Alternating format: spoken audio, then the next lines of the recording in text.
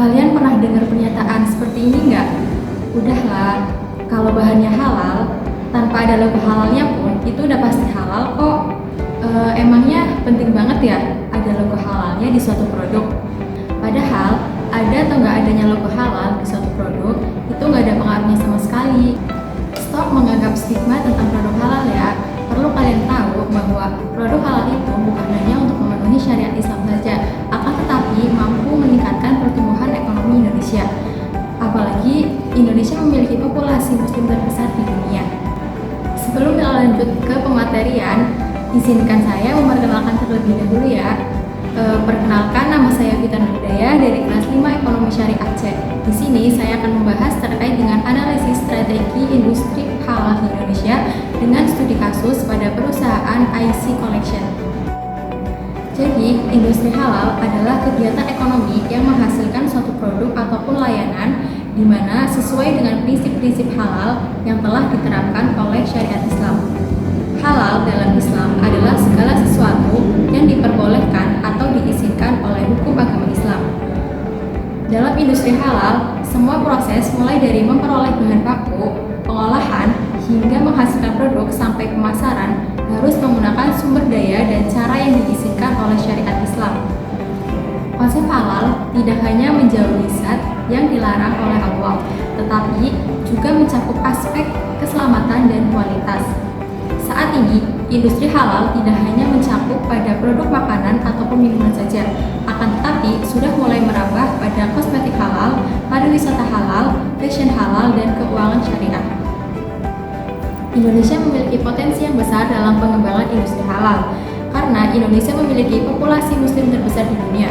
Berdasarkan data dari Kementerian Dalam Negeri atau Kemendagri Republik Indonesia menyatakan bahwa jumlah penduduk muslim di Indonesia pada Juni 2024 sekitar 245,93 juta jiwa atau 87,08% dari total populasi Indonesia. Namun, industri halal di Indonesia masih menghadapi beberapa tantangan seperti kurangnya infrastruktur logistik, kurangnya sumber daya manusia yang terampil, kemudian persaingan dari negara lain, dan ketergantungan bahan baku impor. Selain itu, rendahnya literasi halal dan ekonomi syariah pada masyarakat Indonesia juga masih kecil. Ada beberapa strategi yang dapat dilakukan dalam mengembangkan industri halal di Indonesia, di antaranya seperti meningkatkan kualitas sumber daya manusia, yang kedua, menguatkan halal value chain, yang ketiga, menguatkan rantai pasok halal, yang keempat, menguatkan dan mempercepat regulasi halal, yang kelima, membiayai produsen industri halal, yang keenam, kolaborasi antara pemerintah dan industri. Pada pembahasan kali ini, topik yang saya angkat berfokus pada halal fashion, di mana halal fashion adalah cara berpakaian yang sesuai dengan ajaran Islam, yaitu tidak melanggar syariat dan tidak menggunakan hal yang diharamkan. Halal fashion mencakup produk pakaian, aksesoris, dan gaya hidup yang memenuhi prinsip-prinsip syariat Islam. Terdapat beberapa ciri-ciri fashion halal. Yang pertama adalah menutup aurat, yang kedua tidak ketat dan tidak transparan, yang ketiga berbahan suci dan halal, yang keempat tidak menyerupai lawan jenis, yang kelima kainnya tebal, tidak tipis, dan tidak memperlihatkan tubuh. Untuk mengetahui apakah busana tersebut dikategorikan halal atau tidak, bisa melihat dari bentuk produsennya. Yang pertama dari segi bentuk, di mana busana halal harus menutup aurat. Yang kedua dari segi produsen, pelaku industri harus memiliki sertifikasi halal. Produsen busana halal yang sudah cukup besar akan mendaftarkan produknya ke Badan Penyelenggara Jaminan Produk Halal atau BPJPH Kementerian Agama Republik Indonesia. Fashion halal menjadi tren yang sangat diperbincangkan di Indonesia. Negara dengan umat Islam terbesar di dunia, pemerintah Indonesia juga memberikan dukungan yang penuh untuk perkembangan fashion halal.